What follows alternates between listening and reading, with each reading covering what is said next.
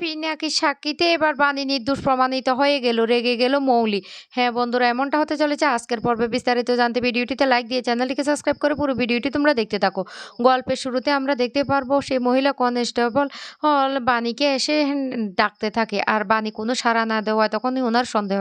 উনি তারপর ভিতরে এসে দেখতে পায় যে বাণীর নিঃশ্বাস চলছে না, বাণী অচেতন অবস্থায় এমনভাবে পড়ে আছে। তখনই উনি চিৎকার চেঁচামেচি শুরু করে আর বলতে লাগলো, ও স্যার, স্যার আপনি এদিকে আসুন, দেখুন ওর অবস্থা খারাপ। আমার মনে হয় ওকে কেউ মেরে ফেলার চেষ্টা করেছে। তখনই বড় অফিসার তাড়াতাড়ি করে অ্যাম্বুলেন্স নিয়ে এসে বাণীকে হাসপাতালে নিয়ে যাওয়ার ব্যবস্থা করে। এইদিকে মৌলি বলতে লাগলো, বাণী যদি কোর্টে না পৌঁছাতে পারে তাহলে তো সব কিছু শেষ হয়ে যাবে। আর তখন সেই মুহূর্তে ফোন আসে, আর সেই ভাড়া করা গুন্ডারা বলে যে বাণী ফিনিশ হয়ে গেছে। যা শুনে মৌলি খুব খুশি হয়ে যায়। মৌলি তখন বলতে লাগলো, এই তো বাণী, এবার কি করে আর কোর্টে গিয়ে সাক্ষী দিবি? তোকে কোর্টে যাওয়ার আগে আমি শেষ করে দিয়েছি। এই বলে খুব খুশি হয়ে হাসতে থাকে মৌলি। অন্যদিকে অনিরুদ্র সেই থানা ছুটতে থাকে রাত্রেবেলা রাস্তায়, আর কিছুতে সে কোনো গাড়ি পায় না। এক পর্যায়ে এসে রাস্তায় ছুটতে ছুটতে মাটিতে পড়ে যায়। তারপরও সে কোনো রকম কষ্ট করে থানায় গিয়ে পৌঁছায়। সেখানে গিয়ে পুলিশ অফিসারকে বলতে লাগলো সে বাণীর সাথে দেখা করতে এসেছে, কিন্তু অফিসার তার সাথে দুর্ব্যবহার করতে থাকে আর বলতে লাগলো, যখন তখন আপনারা আসবেন আর আপনাদেরকে দেখা করতে দেব, সেটা তো হতে পারে না। অনিরুদ্র তখন বারবার মিনতি করতে থাকে, কিন্তু ওই অফিসার খুব খারাপ ব্যবহার করতে থাকে। তখনই বড়বাবু সেখানে চলে আসে, আর এসে বলতে লাগলো, আপনি ওনার সাথে এভাবে অদ্ভুত আচরণ কেন করছেন আর ভুল তথ্য কেন ওনাকে দিচ্ছেন? অনিরুদ্রবাবু, আপনাকে আমরা একটা কথা না জানিয়ে আর পারছি না। অনেক বড় একটা মিস্টেক হয়ে গেছে। বাণীর উপর হামলা করা হয়েছে। বাণী এখন হাসপাতালে। এই কথা শোনার সাথে সাথে অনিরুদ্র তখন বলতে লাগলো, ও কি বলছেন আপনারা? তারপরে অনিরুদ্র ছুটে চলে আসে হাসপাতালে। এদিকে ডাক্তারবাবু বাণীর এমন অবস্থা দেখে বলতে লাগলো, ওর তো হার্ট কাজ করছে না। ওকে বাঁচানো যাবে কিনা সেটাই বুঝতে পারছি না। এদিকে হাসপাতালে অনিরুদ্র ছুটে এসে বারবার বাণীর সাথে দেখা করতে দিতে চাইলে পুলিশরা তাকে বাধা দিতে থাকে। তখন বড়বাবু বলতে লাগলো, ওনাকে যেতে দিন। ওনার দায়িত্ব আমি নিলাম। তারপরে অনিরুদ্রকে বাণীর কাছে যেতে দেওয়া হয়, আর বাণীর কাছে গিয়ে দেখতেই পায় বাণী এমন অবস্থায় পড়ে আছে। অনিরুদ্র তখন কান্না করতে থাকে আর বলতে লাগলো, বাণী তুমি এভাবে চলে যেতে পারো না। তুমি আমাকে কথা দিয়েছো, তুমি মাম্মামকে কথা দিয়েছো, তুমি আমাদেরকে ছেড়ে কোথাও যেতে পারো না। কিন্তু বাণী কোনো সাড়া দেয় না। বাণীর এমন অবস্থা দেখে অনিরুদ্ধ তখন বলতে লাগলো, বাণী, বাণী তুমি কে আর মামামকে এভাবে একা করে দিয়ে চলে যেতে পারো না। তোমার উপর অনেক দায়িত্ব। কিন্তু বাণী তারপরেও কোনো সাড়া দেয় না। তখন অনিরুদ্র বলতে লাগলো, বাণীর কাছে কি তাহলে আর কোনো দিন আমাদের সাথে থাকতে পারবে না? পুলিশ অফিসার তখন বলতে লাগলো, মিস্টার চ্যাটার্জি আপনি প্লিজ এমনটা করবেন না। আপনি বিশ্বাস করুন কিভাবে যে এমনটা হয়েছে আমরাও সেটা বুঝতে পারছি না। অনিরুদ্র তখন কান্না করতে থাকে, আর তখনই সেই মুহূর্তে অনিরুদ্ধর চোখের জল বানের মুখে পড়ে, আর বানের হঠাৎ করে একটু শ্বাস চলে আসে। আর তখনই অনিরুদ্ধ বাণীকে বুকে জড়িয়ে ধরে বলতে লাগলো, বাণী, বাণী তুমি আমাকে ছেড়ে যেতে পারো না। তোমার কিচ্ছু হতে পারে না। তোমাকে ছাড়া আমি বাঁচবো না। এই বলে যখন অনিরুদ্ধ ওর বুকে বাণীকে জড়িয়ে ধরে, তখন আস্তে আস্তে বাণীর জ্ঞান ফিরে আসে। আর ডাক্তারবাবু তখন বলতে লাগলো, প্লিজ আমাদেরকে দেখতে দিন। তখন অফিসার বলতে লাগলো, মিস্টার চ্যাটার্জি প্লিজ আপনি এইটুকু বুঝার চেষ্টা করুন, ডাক্তারকে দেখতে দিন। উনার শরীরের অবস্থা খুবই খারাপ। আপনি বুঝতে পারছেন না কেন? অনিরুদ্র তারপরও কান্নাকাটি করতে থাকে। তারপর অনিরুদ্র বাণীকে ছেড়ে দিয়ে বলতে লাগলো, ডাক্তারবাবু প্লিজ আপনি দেখুন না, দেখুন না আমার বাণী ঠিক হয়ে যাবে তো? তারপর ডাক্তারবাবু দেখে বলতে লাগলো, সত্যিই তো অদ্ভুত ঘটনা।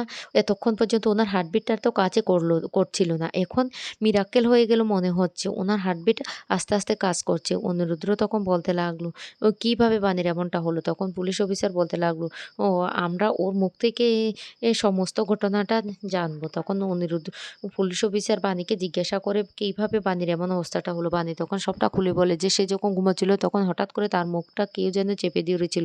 তার শ্বাস-নিঃশ্বাস সে আর ফেলতে পারেনি। এই কথা শুনে অফিসার তখন বলতে লাগলো, সর্বনাশ! অনেক বড়সড় চক্রান্ত হয়েছে। মিস্টার চ্যাটার্জি আপনি একদম চিন্তা করবেন না। এবার আলাদা জেলে রাখার আমরা বাণীকে ব্যবস্থা করব। কারণ বাণীকে তো কোর্টে তোলা হবে। সেই জন্য কেউ ইচ্ছে করে বাণীকে সরিয়ে দেওয়ার চেষ্টা করছে। অনিরুদ্ধ তখন বলতে লাগলো, অফিসার আমি কি একবার আর বাণীকে তার মামামের সাথে কথা বলিয়ে দিতে পারি? আমার মামাম বাড়িতে খুব কান্নাকাটি করছে। বাণী তখন বলতে লাগলো, কি বলছো? মামাম বাড়িতে কান্নাকাটি করছে? তারপরে অনিরুদ্ধ ফোন করে মামামের মামামের সাথে বানির কথা বলে দিয়ে বানি তখন বলতে লাগলো, "মামাম তুমি একদম কান্না করবে না। আমি ঠিক আছে, আমার কিচ্ছু হয়নি। তুমি ঘুমিয়ে পড়ো, তুমি দুষ্টুমি করবে না। আমি খুব তাড়াতাড়ি তোমার কাছে চলে আসবো।" যা শুনে অফিসারও তখন বানির দিকে তাকিয়ে থাকে। এইদিকে পিনাকিকে বাড়িতে নিয়ে আসে বান্টি। আর এনে বলতে লাগলো, "এবার কিন্তু আমাদেরকে কিন্তু মিষ্টি খাওয়াতে হবে।" এই কথা বললে তখন নয়নতারা দেবী বলতে লাগলো, "শুধু খাই, খাই, খাই, খাই। হ্যাঁ, তোকে মিষ্টি না, তোকে বিরিয়ানি খাওয়াবো।" তখন বান্টি খুব খুশি হয়ে যায় আর বলতে লাগলো, "বিরিয়ানি খাওয়াবে? তাহলে তো খুব ভালো হবে।" এদিকে মৌলি বলতে লাগলো, "ড্যাড, ড্যাড তুমি এখন ঠিক আছো তো?"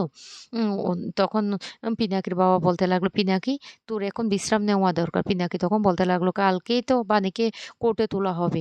আমি ভেবেছি আমি সেখানে যাবো।" তখন ন পিনাকির বাবা বলতে লাগলো, "না, এই অবস্থায় তোর এত স্ট্রেস নেওয়ার দরকার নেই। তুই বাড়িতে বিশ্রাম কর।" তখন পিনাকি বলতে লাগলো, "বাবা তুমি এ নিয়ে একদম চিন্তা করো না। আমি পারবো বলছি তো।" এদিকে মৌলি তখন বলতে লাগলো, "ও দাদু তুমি এমন করছো কেন? ঠিক কথাই তো বাবা বলছে। এম ওখানে গিয়ে সাক্ষী দিলে ভালো হবে। ওই বাণীকে কিছুতেই ছেড়ে দেওয়া যাবে না।" নয়নতারা দেবী তখন বলতে লাগলো, "হ্যাঁ, একদম ঠিক কথা বলেছে পিনাকি। পিনাকি তুমি যাবে। পারবে তো তুমি যেতে?" পিনাকি তখন বলতে লাগলো, "হ্যাঁ, আমি অবশ্যই যাবো। আমি ওখানে আমার যাওয়া দরকার।" এদিকে তখন মৌলি খুব খুশি হয়ে যায়। মৌলি তখন বলতে লাগলো, "বানি, তোমাকে আমি কিছুতে ছাড়বো না। আগে তোমার ব্যবস্থাটা করে নিই, তারপর পুরো প্রপার্টি আমার হবে।" আর সেই মুহূর্তে হঠাৎ করে মৌলির কাছে ফোন চলে আসে। আর মৌলি তখন আলাদাভাবে কথা বলে আর বলতে লাগলো, "কি? বানি বেঁচে গিয়েছে? জ্ঞানমমি তাহলে তো ঠিক কথাই বলে। বানির প্রাণ, কই মাছের প্রাণ। তুমি এই নাম্বারে আর ফোন করবে না।" তখন নয়নতারা দেবীর কাছে গিয়ে বলতে লাগলো, এই দিদিভাই কার সাথে কথা বলছো?" তখন মৌলি ভয় পেয়ে যায়। আর নয়নতারা দেবী তখন বলতে লাগলো, "দিদিভাই আমি জানি তুমি এই মুহূর্তে কার সাথে কথা বলেছ। তুমি বাণীকে নিয়ে চিন্তা করছো তো? হ্যাঁ, সেটাই হচ্ছে। তুমি আমার সাথে একদম চালাকি করার চেষ্টা করবে না।" তখন মৌলি বলতে লাগলো, "হ্যাঁ, গ্র্যান্ডমমি আমি চাই বাণীর যেন জেল হয়ে যায়।" আর মনে, মনে বলতে লাগলো, "কিছুতেই বলা যাবে না গ্র্যান্ডমমিকে যে আমি বাণীকে জেলের মধ্যে শেষ করে দেওয়ার চেষ্টা করেছিলাম। কিন্তু ওই বাণী তো বেঁচে গিয়েছে। ওই বাণীর না কই মাছের প্রাণ। ওকে আমি কি করব কিছু বুঝতে পারছি না। ঠাকুর তুমি আমাকে আমাকে এবারের মতো বাঁচিয়ে দাও।" অন্যদিকে নয়নতারা দেবী তখন বলতে লাগলো, "পিনাকিকে যে গুলিটা করা হয়েছে সত্যিই কি আদৌ সেটা বানি ডাকাতরানী করেছে না অন্য কেউ?" তখন মলি বলতে লাগলো, "তুমি কি বলতে চাইছো জ্ঞানমণি?" জ্ঞানমণি তখন বলতে লাগলো, "ও না, না আমি কিছু বলতে চাইছি না। যাও, যাও তুমি তোমার কাজে যাও।" আর মনে, মনে বলতে লাগলো, "তুমি যে কি ধরনের মেয়ে সেটা আমি বেশ ভালো করে জানি। তুমি পারো না এমন কোনো কাজ নেই। তোমার ব্যবস্থা আমি পরে দেখে নেব।" অন্যদিকে দেখা যায় পিনাকি হীরা চলে আসে কোর্টে। আর এদিকে বাণীকেও নিয়ে আসা হয়।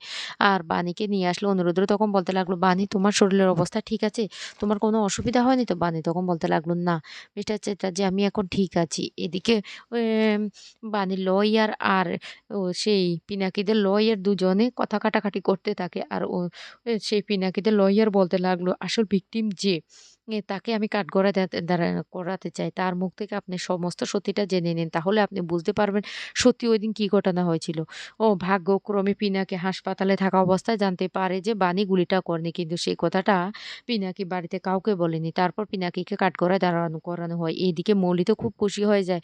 কারণ মৌলি জানতো যে পিনাকি বানির বিরুদ্ধেই সাক্ষী দেবে। কিন্তু শেষ মুহূর্তে দাঁড়িয়ে পিনাকি বলে উঠে যে, "বানি আমাকে গুলিটা করেনি। গুলিটা অন্য দিক থেকে গুলিটা আমার বুকে লেগেছে। আর আমি চাই এর সুষ্ঠু তদন্ত করতে। কে বা কারা আমাদের বাড়িতে লুকিয়েছিল এমনকি আমাকে গুলিটা করেছে।" এই কথা শোনার সাথে, সাথে প্রচণ্ড ভয় পেয়ে যায় মৌলি। বানি তখন বলতে লাগলো, "ছোট বাবু আপনি যে আমাকে বিশ্বাস করছেন, বিশ্বাস করুন আমি খুব খুশি হয়েছি।" পিনাকি তখন বলতে লাগলো, "থাক বানি তুমি আর একটা কথাও বললো না। তুমি যে আমাকে গুলি করতে পারো না সেটা আমার তখনই বুঝতে পেরেছি। এই গুলিটা আমাকে অন্য কেউ করেছে জজ সাহেব।"